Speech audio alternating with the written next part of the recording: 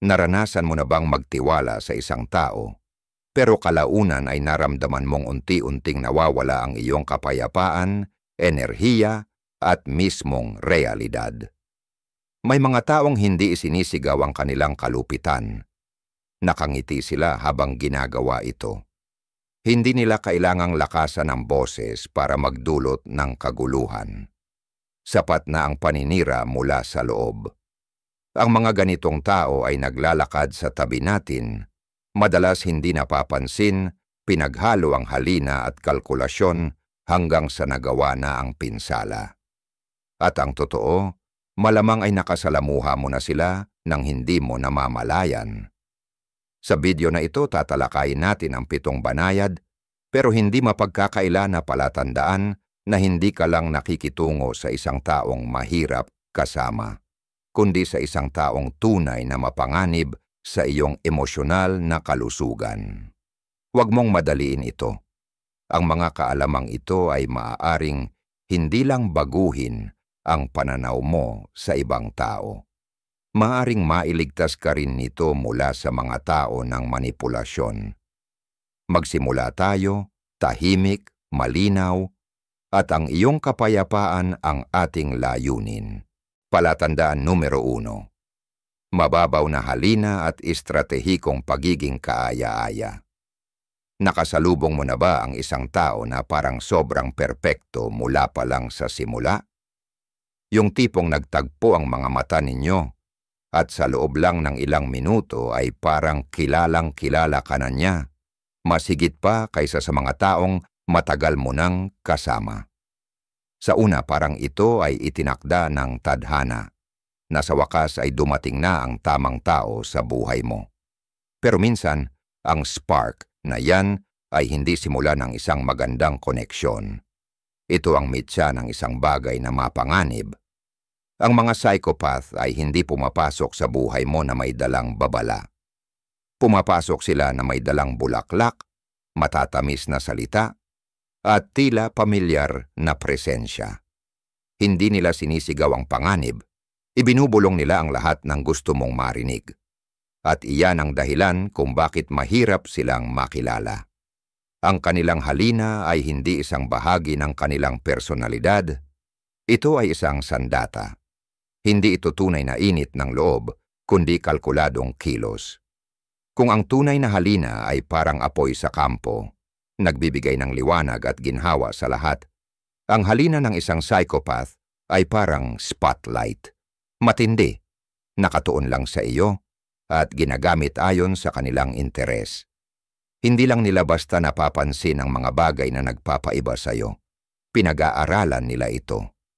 Ang iyong mga hilig, kahinaan, at kung paano nagliliwanag ang boses mo kapag nagkukwento ka tungkol sa paborito mong jazz band o hiking tuwing weekend.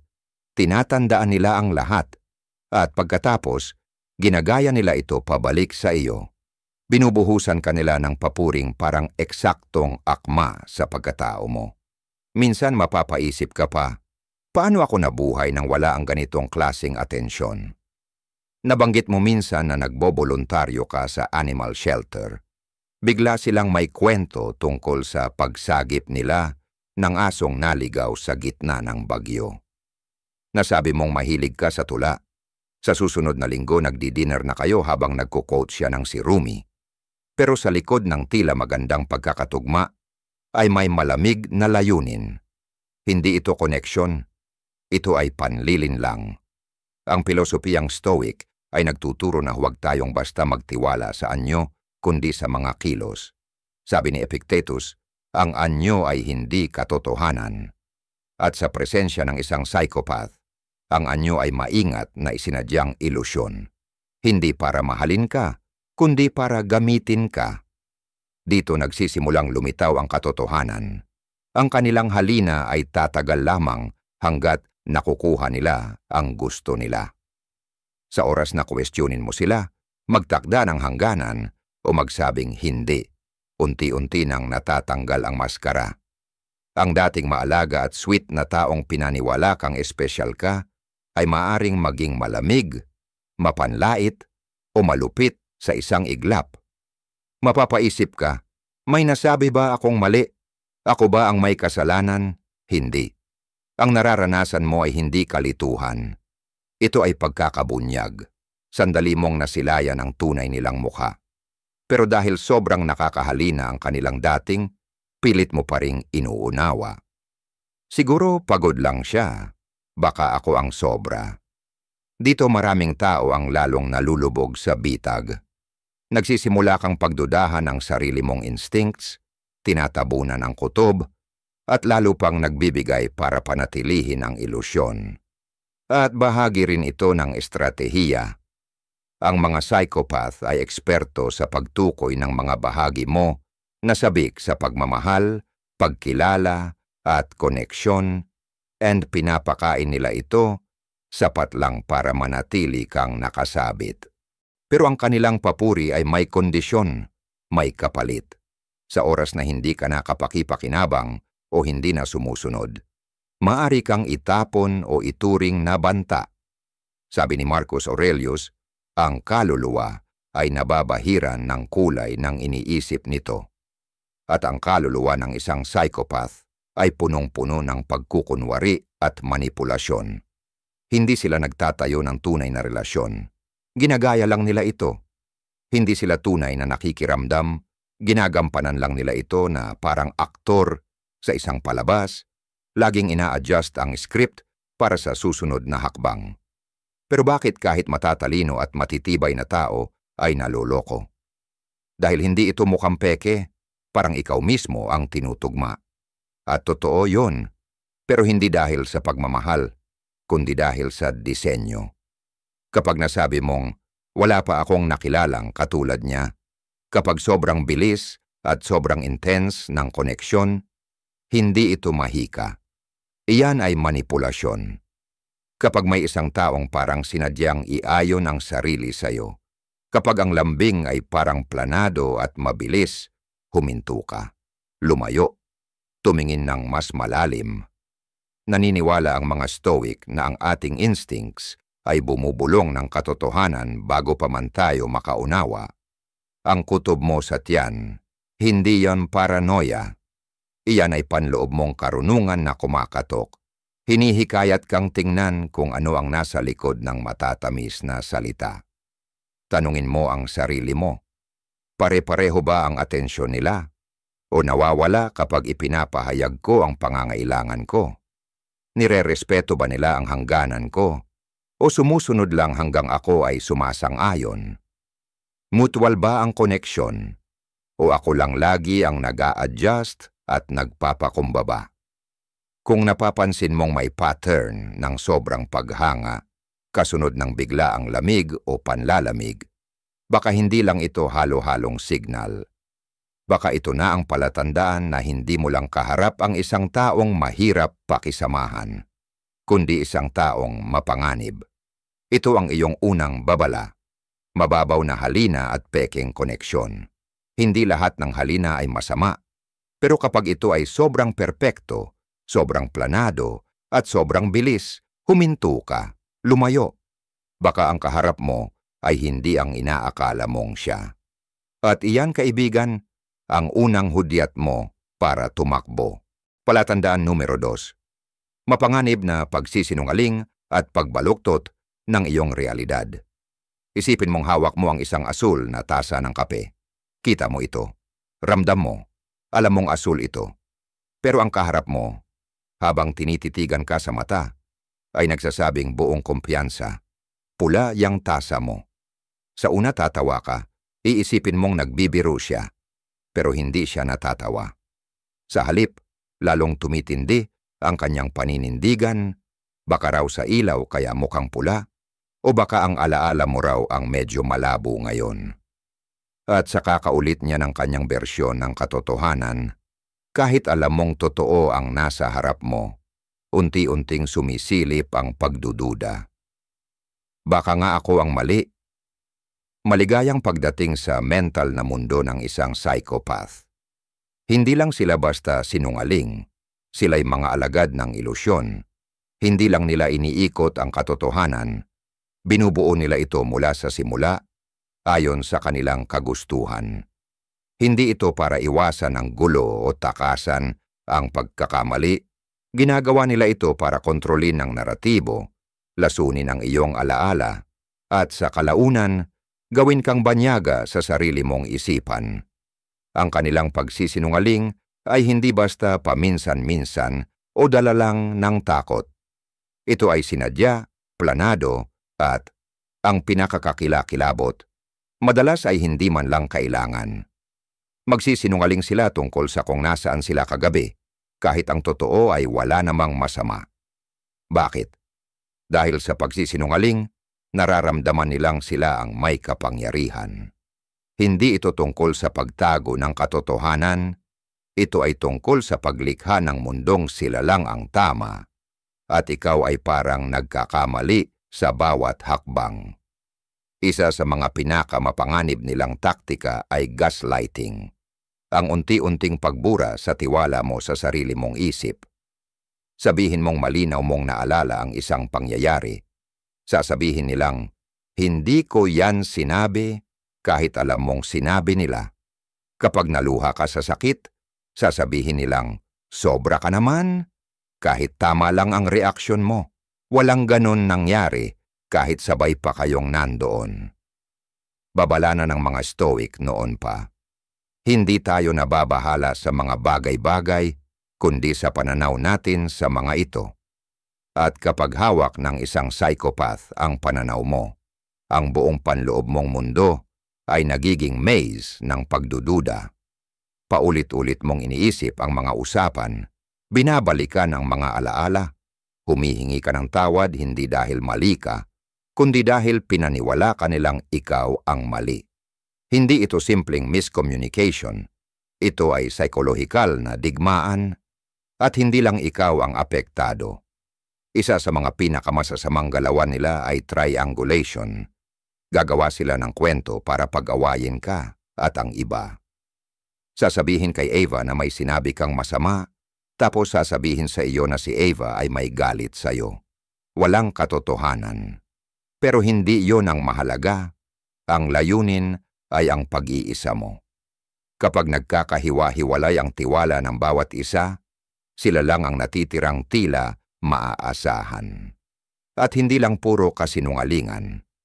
Sinasabayan nila ito ng katotohanan, tamang detalye, pamilyar na kwento, para lalo mong paniwalaan. Parang bihasang kusinero na gumagamit ng totoo bilang pampalasa, hindi bilang sangkap. Kaya't kapag nahuli mo sila, may ebidensya, screenshots, timeline, hindi sila uurong, hindi sila aamin, aatakihin ka pa nila. Ibabalik nila sa iyo ang sisi o babaluktutin ang kwento hanggang ikaw na mismo ang napapaliwanag kung bakit ka pa humahawak ng katotohanan. Sabi ni Marcus Aurelius, kung may makapagturo sa akin na mali ako, ikalulugod kong magbago, dahil ang katotohanan ay hindi kailanman nakakasama. Pero ang psychopath ay hindi naghahanap ng katotohanan. Ang hinahanap nila ay kontrol. Sa kanila, ang katotohanan ay alinman sa kasangkapan o hadlang. Habang lumalalim ang koneksyon mo sa kanila, hindi ka agad masasaktan. Hindi mo rin agad mapapansin. Ang epekto ay paunti-unti. Ang pagguho ng tiwala mo sa sarili. Ang pananamlay ng isip mo. Ang pagkawala ng direksyon. Hindi ito pisikal na pagod. Ito ay espiritual, emosyonal, at mental na pagkaubos. Kaya paano mo malalaman kung nabitag ka na? Tanungin mo ang sarili mo. Lagi ba akong litong-lito kung ano talaga ang nangyari? Madalas ba akong humihingi ng tawad para sa mga bagay na alam kong hindi ko ginawa? Nagsimula na ba akong pagdudahan ang sarili kong memorya, instincts, at emosyon?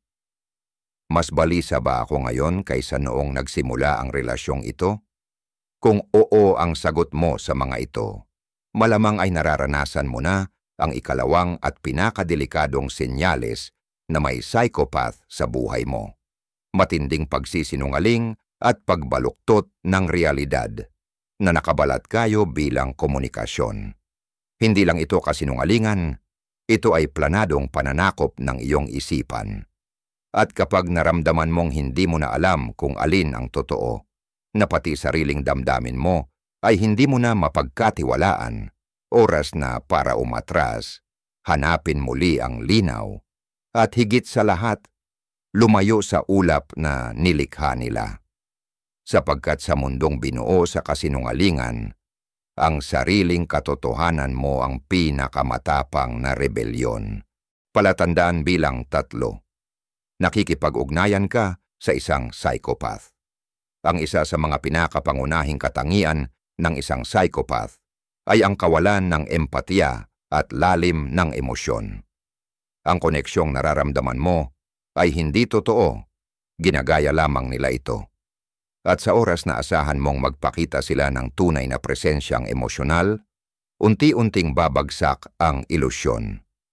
Ipinapaalala sa atin ng Stoicism na iayon ang sarili sa katotohanan, hindi sa panlabas na anyo. Minsan, ang pagprotekta sa iyong kapayapaan ay nangangahulugang kilalanin na hindi lahat ng taong kumikilos na parang nagmamalasakit ay talagang may kakayahang magmahal. Lumayo ka, magnilay, at kung makikita mong may hungkag na puwang sa likod ng kanilang maskara, huwag mong subukang punan ito. Umalis ka, palatandaan bilang 4. Walang pagsisisi at paulit-ulit na pananakit. May isang sandali, banayad, pero hindi mo makakalimutan, na mapagtatanto mong ang taong kaharap mo ay hindi lang basta mahirap pakisamahan o emosyonal na immature. Ito ang sandaling sinaktan kanila ng malalim at wala silang naramdamang kahit anong pagsisisi. Walang guilt, walang panghihinayang, ni hindi man lang pagkamausisa sa nararamdaman mong sakit. Hindi ito simpleng hindi pagkakaintindihan. Ito ay isang babala. Ang mga psychopath ay hindi lamang nananakit. Ginagawa nilang normal ang pananakit. Para sa karamihan sa atin, ang makasakit sa taong mahalaga sa atin ay nagdudulot ng bigat sa dibdib, ng pagpos, ng kagustuhang ayusin ang nasira. Iyan ang boses ng konsensyang gumagana. Ngunit para sa isang psychopath, walang ganoong boses. Walang pagkabalisa, walang atensyon, tanging malamig na kawalan lamang. Sabi nga ni Seneca, ang pinakamabisang paghihiganti ay ang hindi maging katulad ng nanakit sa iyo. Pero paano kung ang taong nanakit sa iyo ay hindi nakikita ang ginawa nila bilang pananakit? Paano kung ang kanilang kalupitan ay hindi aksidente kundi likas na ugali? Dito mo matutuklasan ang ika-4 na palatandaan, ang ganap na kawalan ng pagsisisi na sinasabayan ng paulit-ulit na pananakit. Ang mahalaga rito ay hindi lang ang isang maling kilos, kundi ang pagkakaroon ng pattern. Lahat ay maaaring gumawa ng masamang desisyon, ngunit ang psychopath ay may malinaw na landas. Manakit, itanggi, at manatiling walang pakialam, paulit-ulit. Sisirain nila ang tiwala, tapos magagalit pa kapag nagsalita ka. Manipulahin ka nila, tapos tatawagin kang sobra. Sasaktan ka, hahayaan kang ayusin ang gulo, at sa huli, ikaw pa rin ang masisisi sa sarili mong pagdurugo. Kapag sinubukan mong ipahayag ang nararamdaman mong sakit, hindi sila magpapakita ng accountability, baliktad ang mangyayari. Sa huli, ikaw ang magsosorry, hindi dahil ikaw ang may sala, kundi dahil pinaniwala ka nilang mali kang makaramdam ng kahit ano. At kapag humiling ka ng pagkilala, kapag tinanong mo, alam mo ba kung anong ginawa mo sa akin? Ang sagot nila ay, nag-iisip ka lang masyado o hindi ganyan ang nangyari. Ang pinsala ay hindi lang pisikal o emosyonal, ito ay pagyurak sa iyong pagkatao. Magsisimula mong pagdudahan kung totoo ba ang nararamdaman mong sakit. Pero ito ang dapat mong tandaan. Ang sakit mo ay totoo. At ang kanilang kawalang pakialam ay patunay nito. Sa paniniwala ng mga Stoic, ang pagsisisi ay hindi kahinaan, kundi tanda ng moral na kalinawan. Ang guilt ay indikasyon ng pagkakaroon ng panloob na moral compass. Paalala ni Epictetus, hindi ang mga bagay mismo ang gumugulo sa atin, kundi ang opinyon natin tungkol sa mga ito. At sa pananaw ng isang psychopath, ang pananakit ay hindi nakakasakit. Hindi dahil wala itong epekto, kundi dahil sinanay na nila ang sarili nilang paniwalaan na walang halaga ito. Ito ang dahilan kung bakit sila mapanganib. Hindi lang sila nananakit, wala rin silang pakialam dito. Walang pagninilay, walang pagsisisi, walang pagsubok na ayusin ng anumang nasira. Minsan pa nga, parang mas lalo silang nabubuhay kapag may nawasak. Pinapakain nito ang hungkag na bahagi sa kanila. Dahil para sa kanila, ang relasyon ay hindi nakabase sa pagmamalasakit, kundi sa kontrol. Ang sakit ay isa lamang anyo ng kapangyarihan. Hindi sila naaapektuhan ng pagtataksil, madalas, bahagi ito ng plano. Makikita mong ang pananakit nila ay hindi aksidente, kundi bahagi ng isang pattern. Sa bawat relasyon, romantic, profesional o social, umiikot ito sa parehong cycle. Idealize, exploit, discard. Pupurihin ka, sisipsipin ang lahat ng meron ka, tapos itatapon ka.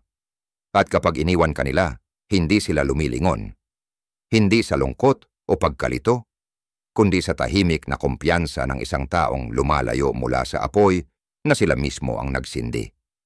At kapag nanatili sila, mas masahol pa, dahil hindi natatapos ang cycle, nagre-reset lang ito.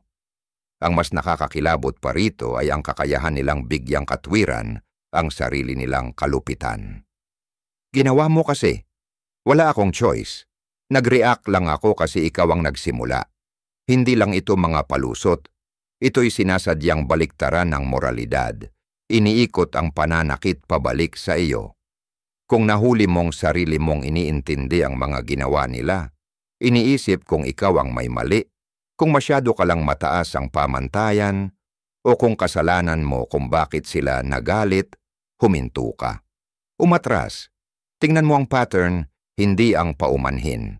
Dahil ang pinakatunay na anyo ng pagsisisi ay ang pagbabago ng ugali. At kung walang pagbabago, walang pagsisisi, manipulasyon lang. Tanungin mo ang sarili mo. Palagi ba silang nananakit ng iba at walang pakialam? Tumatakas ba sila sa anumang uri ng pananagutan? Minamaliit ba nila ang epekto ng mga ginagawa nila? Nahuli mo na bang ipinaliwanag mo pa ang sakit na sila ang may gawa, na para bang kasalanan mo pa? Kung oo ang sagot mo, hindi ito emosyonal na kapabayaan. Ito ay emosyonal na pagkaubos, at mas malala iyon kaysa sa galit. Tandaan, ang tunay na koneksyon ay nangangailangan ng konsensya, empatya at kagustuhang magbago. Pero sa mundo ng isang psychopath, ang mahalaga lang ay ang sarili nilang nararamdaman. At kadalasan, wala silang nararamdaman. Kaya kapag paulit-ulit nilang pinapatunayan na kaya kanilang saktan at hindi sila nagsisisi, paniwalaan mo sila. Ito ang ikaapat na palatandaan. Kawalan ng pagsisisi at paulit-ulit na mapanirang asal. Hindi ito isang yugto. Hindi ito hindi pagkakaintindihan. Ito ang tunay nilang pagkatao. At ito ang senyales mo. Huwag nang makipagtalo, huwag nang magpaliwanag, huwag nang makipag-ayos. Lumabas ka ng buo ang sarili, protektahan mo ang kapayapaan mo. Dahil sa isang taong walang konsensya, ang pagdurusa mo ay hindi problema, isa lang itong kasangkapan. Number 5. Iyon ikaw ay nakikitungo sa isang psychopath, isang parasitikong pamumuhay at sistematikong pagsasamantala sa iba. Hindi bumubuo ng buhay ang mga psychopath. Nangungulekta sila mula dito. Kumakapit sila sa mga tao tulad ng mga parasitiko. Dahan-dahang inaubos ang kanilang emosyonal na lakas, pinansyal na seguridad, at psikolohikal na balanse hanggang sa wala nang matira upang kunin. At pagkatapos, tulad ng katahimikan ng kanilang pagdating, bigla silang nawawala, iniiwan ng isang shell ng kung sino ka dati. Hindi ito isang random na pattern, isang kalkuladong estratehiya. Una, ini-idealize ka nila, itinuturing kang pinakamatalino, pinakamaganda, at pinakamahalagang tao na kanilang nakilala. Nararamdaman mong ikaw ay pinili, nakikita, at kailangan. Ngunit ang hindi mo alam ay hindi kanila itinatangi ng dahil sa pag-ibig. Nilalagay kanila sa isang pedestal upang maging mas masakit ang pagbagsak. Sumusunod ang devaluation. Minsan ito'y nagsisimula ng pino. Isang biro na ikaw ang pinagtatawanan, isang paghahambing sa iba, isang pabirong galak kapag ibinabahagi mo ang iyong mga saloobin. Pagkatapos, ito ay lumalala. Ang iyong mga tagumpay ay pinapaliit. Ang iyong mga pangangailangan ay nagiging labis. At dahan-dahan, nang hindi mo namamalayan, nagsisimula kang paliitin ang iyong sarili upang iwasan ang kanilang paghamak. Habang ito ay nangyayari, patuloy silang nangunguha. Maaari nilang hilingin sa iyo na sagutin ang pagkain minsan, tapos magiging renta na. Tapos, magiging emergency loan, at pagkatapos ay isang investment opportunity na hindi mo maaaring palampasin. Maaari silang lumipat sa iyong lugar, kahit na pansamantala lang habang naghihintay ng mga bagay na maging maayos. Ngunit ang mga linggo ay nagiging buwan.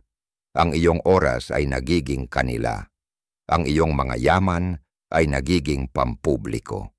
Ang iyong privacy ay nagiging optional at patuloy pa rin silang kumukuha. Laging itinatanghal ang kanilang mga hiling bilang pansamantala, makatwiran o kahit romantiko. Nagbuo tayo ng hinaharap magkasama. Isa lang itong mahirap na bahagi. Gagawin ko rin ito para sa iyo. Ngunit sa likod ng mga salitang iyon ay isang nakakatakot na paniniwala. Tinuturing nila na ang iyong mga yaman ay para sa kanila. At ang pinakanakakabahalang bahagi, hindi nila ito nakikita bilang pagkuha. Nakikita nila itong karapatan. Itinuturo ng Stoic na pilosopo na si Epictetus, ang yaman ay hindi nakasalalay sa pagkakaroon ng malalaking ari-arian, kundi sa pagkakaroon ng kaunting mga kagustuhan. Ang psychopath ay kabaligtaran ng karunungang ito. Nais nila ang lahat, ang iyong pera, iyong oras, iyong atensyon, at nararamdaman pa nilang may karapatan silang humingi ng higit pa. Namumuhay sila ayon sa isang tahimik na tuntunin. Kung mayroon ka nito, karapatan ko ito. Kung hindi mo ibibigay, hahanap ako ng paraan upang kunin ito. Hindi ito pagiging makasarili. Ito ay sistematikong pagsasamantala. At hindi random ang kanilang target.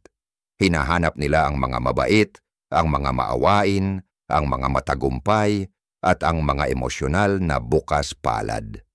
Tinutukso nila ang mga tao sa mga sandali ng transisyon, yung mga kamakailan lang na divorce, nagluluksa, napapagod, o naghahanap ng bagong karera.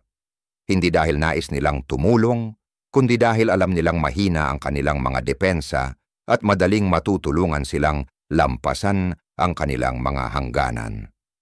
Ang mga maliliit na pabor na nagsimula bilang magaan ay magiging isang ganap na pagsalakay. Hindi sila kumakatok, lumikas sila sa iyong espasyo. Hindi sila humihiram, tinutulungan nila ang kanilang sarili. Hindi nila hinihingi ang iyong oras.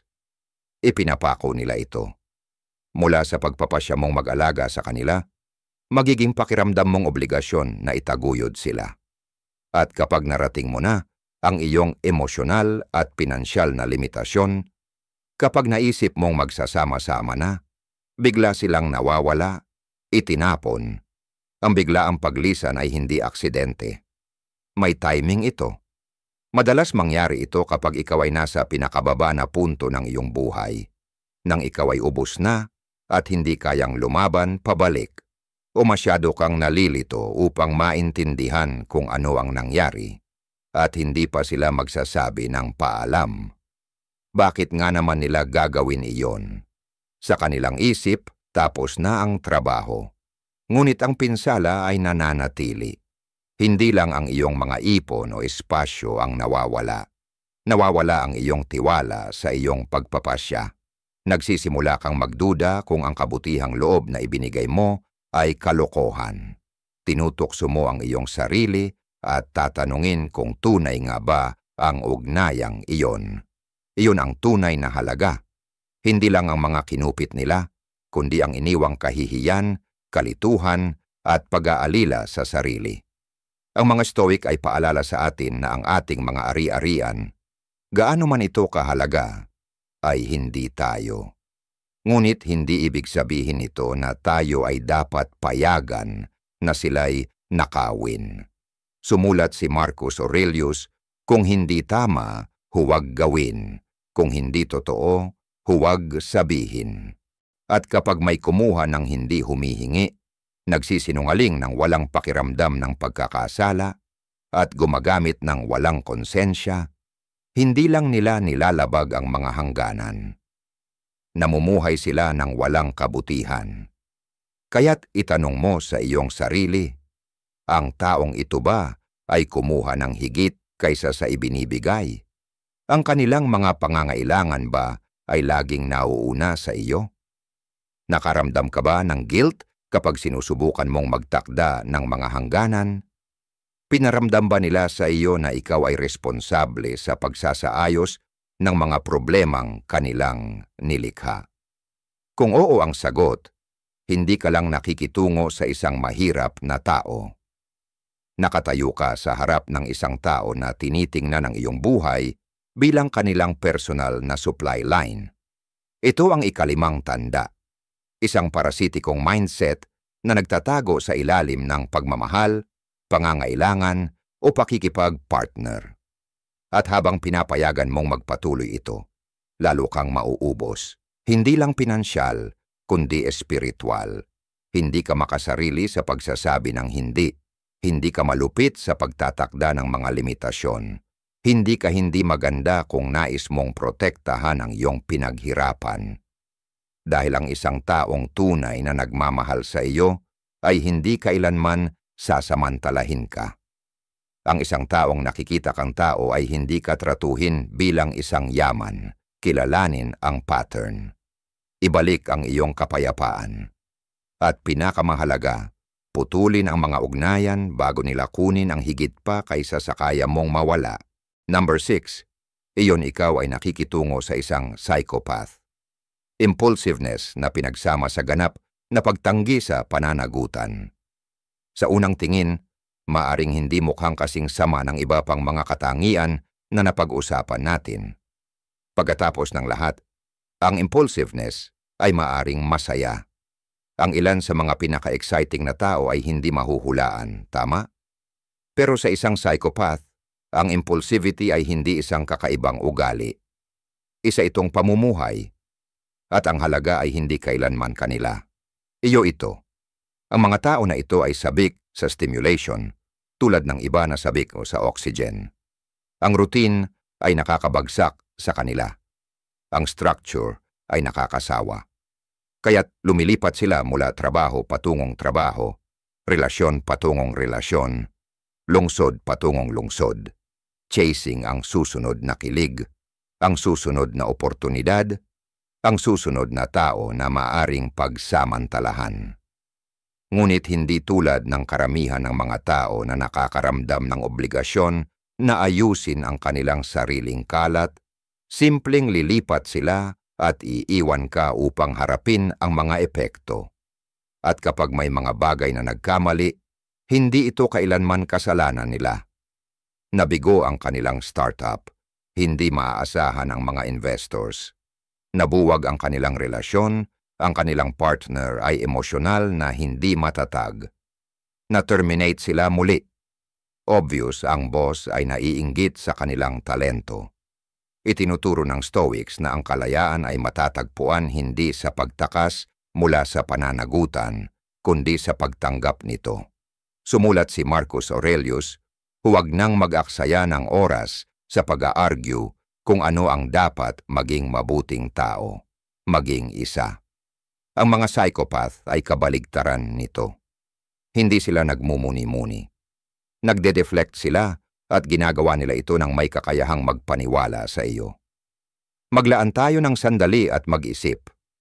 Naranasan mo na bang paulit-ulit na linisin ang kalat ng ibang tao, pinansyal, emosyonal, o propesyonal? Naramdaman mo na bang ikaw ang tanging matatag sa isang dinamika kung saan ang kabilang tao ay parang naglalakad mula sa kaguluhan patungong katahimikan at ikaw ay nahahatak sa dalawa?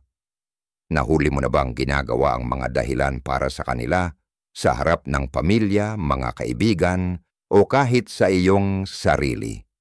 Hindi iyon malasakit. Iyon ay pagsasamantala sa pamamagitan ng manipulasyon. Ang ginagawa nitong pattern na ito ng pagkakapinsala ay dahil sa kung gaano kakonsistente ang kanilang mga paliwanag. Ang kanilang mga kwento ay nakakumbinsi, kaakit-akit, at madalas may charm. Hindi lang nila iniiwasan ang mga pagkakamali, muling binubuo nila ang nakaraan. Ang kanilang mga naratibo ay hindi ginawa upang magpahayag ng katotohanan, kundi upang umiwas sa pananagutan. At habang ikaw ay nananatili, lalo kanilang naihahatak sa agos. Habang tumatagal ang kanilang kawalan ng konsistensya, ay nagiging iyong pasanin. Binabayaran mo ang kanilang mga bills, tinutulungan sila sa kanilang mga pagkatalo, pinapalambot ang kanilang mga pagkatalo. Gumagawa ka ng dahilan, nagsasara ng mga agwat, nililinis ang mga pinsala hanggang sa magsimula ka ng magtanong tungkol sa iyong sariling mga hangganan. Ako ba'y masyadong matigas? Masyao bang mapanghusga? Masyao bang hindi nagpapatawad? Hayaan mong maging malinaw. Hindi ikaw ang problema. Ang kanilang kawalan ng responsibilidad ay hindi iyong trabaho upang ayusin. At narito ang mas pino ngunit mapanganib na epekto. Ang kanilang ugali ay maaaring mag-ensayo sa iyo ng tahimik na pagtanggap. Tumitigil ka ng magsabi sa kanila ng totoo, nagsisimula mong tanggapin ang higit pa kaysa sa iyong akala, naghihintay ka na bumalik ang mabuting bersyon nila. At kapag bumalik sila, yung kaakit-akit, maalaga, at tila matatag na bersyon, naisip mong, siguro magbabago na sila. Pero hindi, dahil ang instability na ito ay hindi random. Isang taktika ito. Ang kanilang mga biglaang pagbabago mula sa init patungo sa lamig, mula sa pagmamahal patungo sa galit, mula sa katiyakan patungo sa kaguluhan, ay hindi mood swings. Ito ay mga power plays. Ang bawat shift ay pinapalabas ka sa balanse. Ang bawat kontradiksyon ay nagiging sanhi ng iyong pagkaabala, at sa kalituhan na iyon, ikaw ay nagiging mas madali nilang kontrolin. Itinuturo sa atin ng mga Stoics na ang kalinawan ay nanggagaling sa pagmamasid, hindi sa emosyon. Kaya't mag-obserba. Pansin ang mga pattern. Lumilipat ba sila mula sa isang bagay patungo sa isa kapag ang mga bagay ay nangangailangan ng commitment? Iniiwan ba nila ang iba upang harapin ang mga epekto? Patuloy ba nilang binabago ang kanilang sarili nang walang pagmumuni-muni sa mga iniwang bakas? Nagsasabi ba sila ng mga kwento kung saan sila lagi ang biktima, hindi ang sanhi? Kung oo, hindi ka nanonood ng isang taong malas. Nanonood ka ng isang taong pumipili ng kawalang ingat at paulit-ulit na tinatanggihan ang pananagutan. At marahil ang pinakapait na bahagi ay ang kanilang kaguluhan, ay hindi lang nagugulo ang iyong buhay. Pinapalitan nito ang iyong kahulugan ng normal. Nagsisimula kang mag-expect ng instability. Nagsisimula kang maghanda para sa impact. Nagsisimula kang sukatin ang kapayapaan sa mga oras, hindi araw. Ngunit ang buhay ay hindi ginawa upang mabuhay lang. Ito ay ginawa upang mabuhay ng may kalinawan, layunin, at stability. Kaya kung may taong nasa buhay mo na nag-iiwan ng mga sirang pangako tulad ng mga bakas ng paa, na hindi kailanman tinatanggap ang kanilang papel sa kanilang mga kabiguan, na pinapaisip ka kung ano ang totoo habang binabago nila ang kanilang realidad. Mag-ingat. Ito ang ikapitong tanda.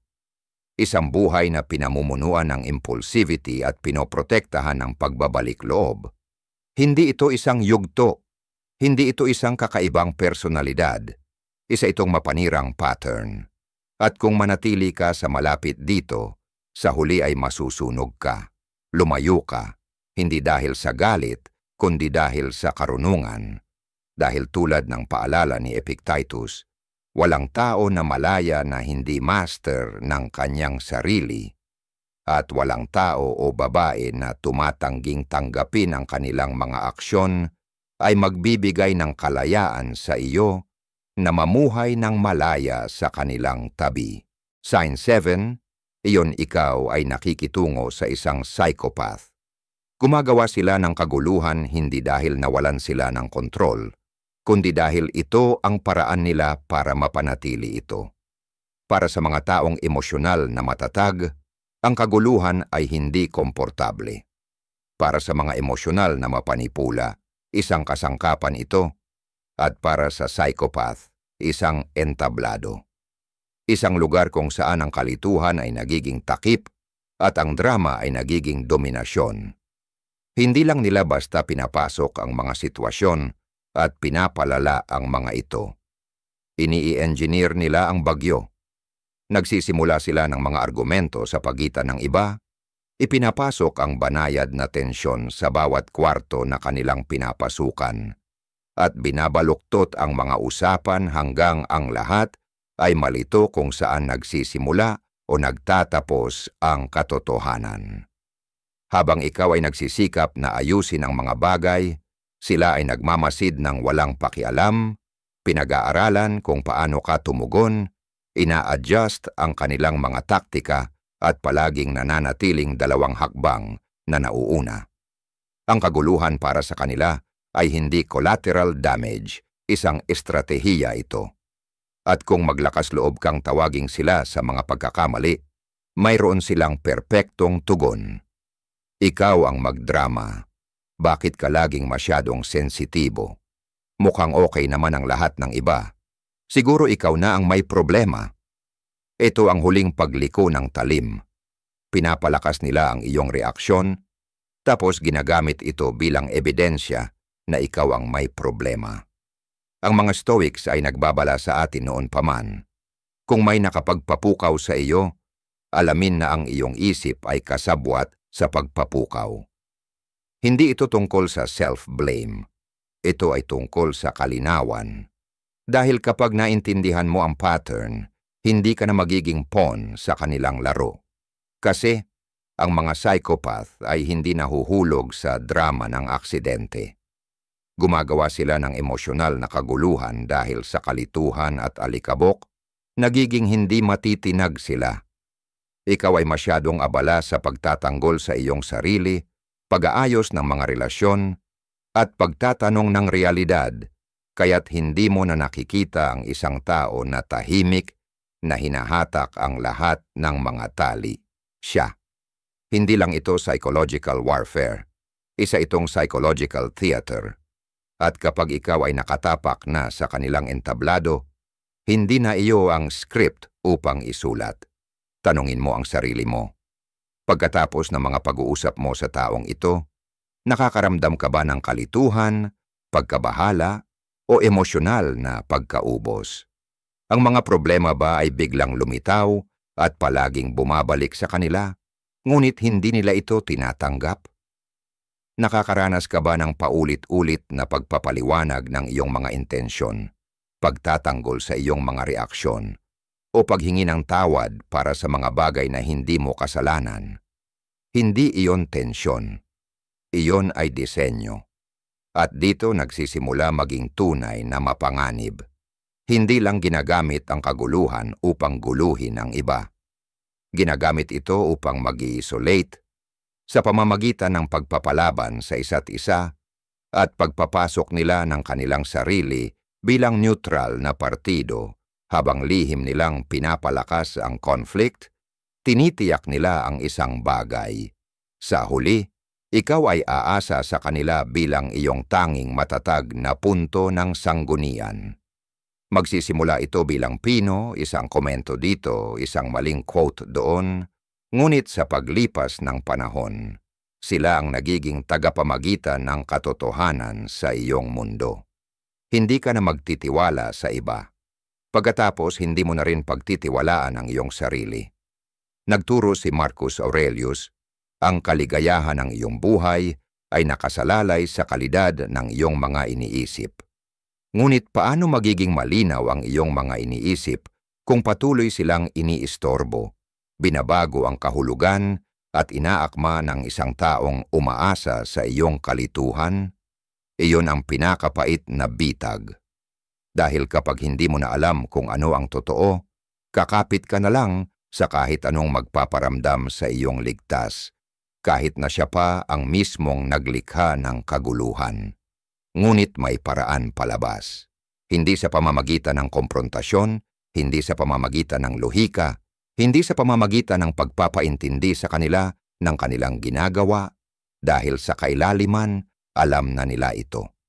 Ang kaguluhan na ito ay hindi aksidente. Ito ay intensyonal. At ang tanging paraan upang mapatigil ito ay hindi makialam dito. I-withdraw ang iyong enerhiya. Piliin ang katahimikan kaysa pagtatanggol. Pagmasdan kaysa mag-react. Maglayo kaysa makisalamuha. Hindi tinuruan tayo ng Stoics na tumakas mula sa conflict. Ngunit tinuruan nila tayong magtagumpay laban sa manipulasyon, magmasid ng malinaw, at pumili ng katahimikan sa harap ng kabaliwan.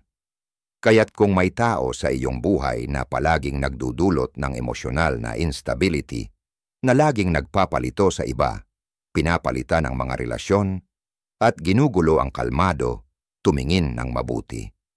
At kung palagi silang nakakatalo na hindi tinatamaan, habang ang lahat ng iba ay iniwan na naglilinis ng emosyonal na pagkasira, pakinggan ang iyong instinct. Malamang ay ikaw ay nakakakita ng sign number 7. Ang kalkuladong kaguluhan na ginawa upang magpanatili ka ng kalituhan at pagiging dependent. At ang tanging paraan upang manalo, huwag laruin ang laro. Tanggihan ang imbitasyon upang magtanggol, magpaliwanag, o i-unravel ang mga bagay na kanilang maingat na binulabog. Hayaan ang kaguluhan na mag-collapse nang walang iyong pakikilahok. Tumayo ng matatag at maglakad palayo. Dahil ang kapayapaan ay hindi isang bagay na hihilingin mo mula sa iba. Ito ay isang bagay na muling kukunin mo kapag hindi mo na ibinigay ang iyong isip sa mga taong kumikita mula sa iyong kalituhan. Ngayon ay nakita mo na ang 7 senyales. Bawat isa ay isang red flag na kumakalampag para sa iyong atensyon. Mula sa kalkuladong charm hanggang sa emosyonal na kaguluhan, malinaw na ang katotohanan. Hindi mo kayang ayusin ang isang tao na tumatanggi na makita ang sarili nilang sira. Ang magagawa mo ay protektahan ang iyong sarili. Magsimula ito sa pakikinig sa iyong instincts, pagtatakda ng mga hangganan, at pagpili ng kapayapaan kaysa sa ilusyon ng kontrol. Maaring magtagal ang pagpapagaling, ngunit ganoon din ang bawat uri ng lakas. Maghintay, magpakasaya sa iyong sarili. At higit sa lahat, huwag nang bumalik. Karapat-dapat ka sa kalinawan, hindi kalituhan. Paggalang, hindi manipulasyon. Kung ang video na ito ay nagbigay sa iyo ng kalinawan, isaalang-alang ang pag-subscribe para sa mas maraming pananaw na magpoprotekta sa iyong isip at magbabalik ng iyong kapayapaan. Mag-comment sa ibaba ng walang mas lalong laro upang patunayan ang iyong desisyon na magpatuloy. At kapag handa ka na para sa iyong susunod na hakbang, may isa pang video na naghihintay. Isang video na maaring magbago ng lahat. Magpatuloy. Hindi ka nag-iisa.